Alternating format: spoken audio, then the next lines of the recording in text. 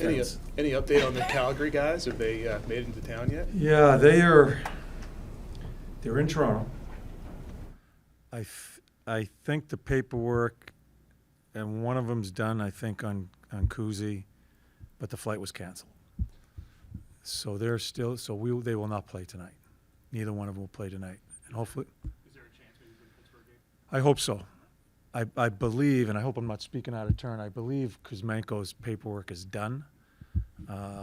Pelch's isn't. Hopefully today we flew him to Toronto, so it would be a short jaunt over here. They've been there, but then their flight was canceled today probably because of the ice and the storm and stuff like that. You've alluded to this already, but with the Four Nations break coming up, is Matt Vey a guy you think that could use that to maybe reset? Oh, God, yeah. Has he told you that? Have those been the conversations you guys I haven't talked to him about it, but I've heard that he's looking forward to it's been a lot for him. And we expected it. And that's why it's been so good to have him go through some of the stuff this year, a year or maybe 2 years earlier than we expected, for him to see it, the conditioning that's needed, the travel, everything about it, just the fatigue mentally. I hope he has a great break. I hope he completely gets away from it because I think it'll do him a tremendous amount of good. Not to belabor what happened on the bench with you and him the other day, but it strikes me, and you can tell me if I'm off base here, but it seems like you and him are kind of similar, right? You both got that competition. Absolutely. It both maybe crosses the line sometimes. Absolutely. Right? Is that something that kind of endears him to you? Yes. Does that make those sort of conflicts inevitable? That's and they will be inevitable, but they're so productive. See, I think, and I'm not sure what was written on it or what was said about it. It's the conflict that I've had with him is not X's and O's. It's not a mistake. Everybody looks at one mistake and they think that's what, and I'm not going to give you, and you have to make an assumption that's what happened because I don't give you any information on what really is going on, and I'm not going to because it's just not right. But there's so many different things that go on in dealing with a young player like that, and it's very rarely an X and O. It hasn't been an X and O with him. I think people probably report that, but no, I think he's got a tremendous personality. He wants to be better. He has improved so much in some of the things that we need him to improve at. I think I think we need to find, and we haven't yet, find someone to play off of him. I think that'll help him offensively. But it's been a grind for him. You can see just the tempo of his game has changed from where it was at the beginning of the year, and it's to be expected. So, I can imagine what's written out there as far as him and I, but you don't know, and you shouldn't. And I'm not criticizing. You shouldn't because I'm not going to talk about those situations. And but I look at him as I'm really anxious to see what he turns into. I could kind of think like you do. It looked. I know you don't want to talk about what specifically happened, but I mean, it looked like he kind of snapped back. Absolutely. A little bit. I mean, and Yeah. you strike me as someone that would appreciate that. Yeah, I do. And then it's done with. I was done with that. It was 10 minutes after that happened. I was done with it. I still think I need to go through the process. Quite honestly, if I had to do it again, I probably should have played him in the third period. If I had to do it again, I would have. But shoulda, coulda, woulda. I learned too, and so we emotion is a double-edged sword. It's a really good thing, but it's also you make mistakes with it too. And I think we both live in that world.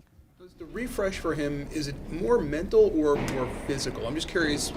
Mental for me, because it starts with the mental part of it, and then that goes to the physical part of it. It sometimes you watch him play right now. It is just to get up and down the ice. It's just like the weight of the world's on him.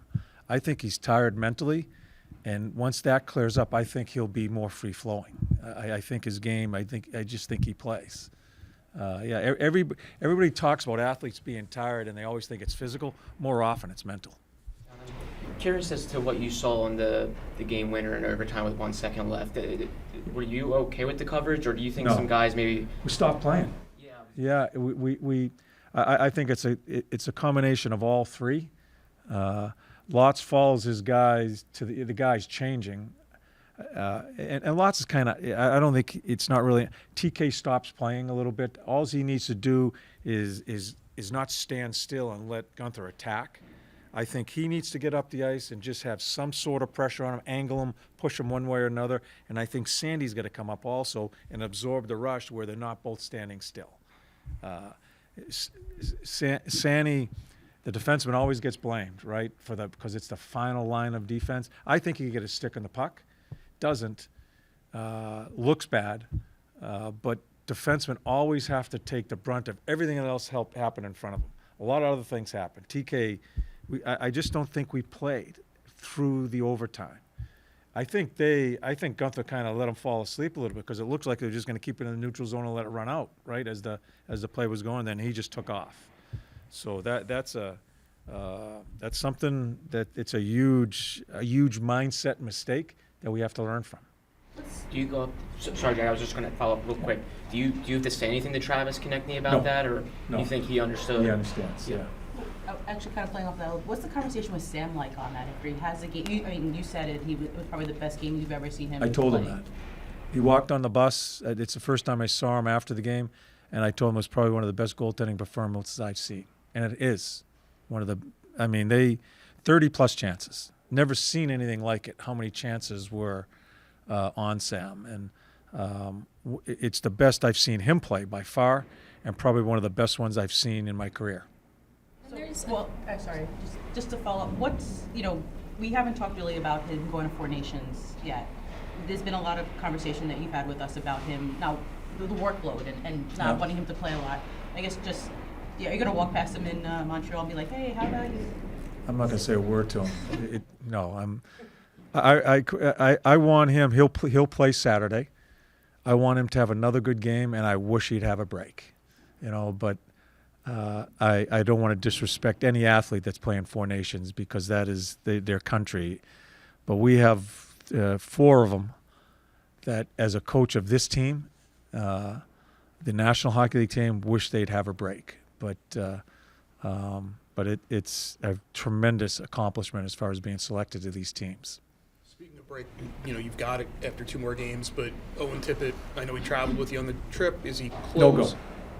He won't play. And Bristow, kind of same. Not sure. Yeah. Bristow's the only one that has a chance. You did say Fedor Dalvin. Feds is in there. Yeah.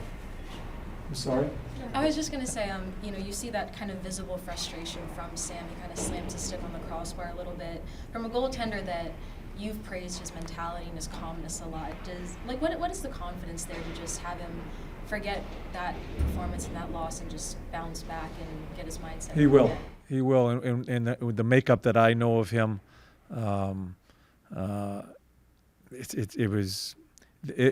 move by it. He'll move by it. We had Feds penciled in for this game. He knew that too. He's a competitor. And if there's one thing, as we've kept on going along here, is just a steady progression of his game. That's why I want him to leave here with a good performance on Saturday so he can feel that good about himself, which he should. In some of the problems we've had with our goaltending throughout the year, Sam has steadily gone about his business, and you can see his numbers where they've gone to. That game against Utah, it is one of the best games I've seen a goaltender play. Speaking of Four So Nations, much East-West. There was so many East-West plays. I'm sorry. Speaking of Four Nations, we've asked a lot of the players about their excitement level. What's your excitement level? I haven't even thought about it. It's certainly an honor. Some of the players I have, some of the players that I'll be dealing with there as an assistant and all, a little bit of a different role. I don't know. I haven't had conversations with them. To see on all teams, to see some of the best players play in the world, it's exciting. It's tough to see some of these players falling out. It seems like more and more players are falling out each day because of injuries and stuff like that. But I'm anxious to see what the concept looks like. You know, playing 4 games. I'm anxious to see how it is. For me, it's a really hard time of the year, the dog days, and then you come in with this tournament here. I'm anxious to see. I know once the games are played, because it's just the competition of the best on the best. They'll be ready to play. Practices, I'm anxious to see. I think we have 3 of them. Yeah, so it's a new concept, right? Play 4 games in this time of year when teams are looking at playoffs and all. It's a new concept. I'm anxious to see how it works out. I'm just curious. It's been about a week now since the trade. Have you had in-depth conversations or any conversations with Peltier, Kuzmenko, and do you send them like strategies? Or No. I've talked to Pelch. I just one time. Kuzmenko, his phone won't take my call, so I got to be careful with that. I'm sure his phone just is not taking calls. And talk to the coach, their coach. I gave him information on Frosty and Beezer, and I've talked to him about his players. Heard some great things about both of them, but I want to do it face to face. You make that initial call, just a welcome to the organization. But I'm not a text guy. I'm not a phone guy. I'd rather do it face to face. Just want to get them here. You know, it's been out of no. Barry Hanrahan has worked his ass off to try to get these guys here, and it just seems like things have just gotten in the way. But hopefully by Saturday we'll see them play.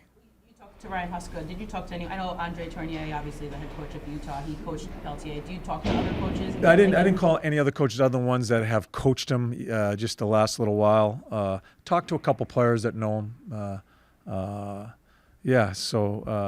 Just we got to get.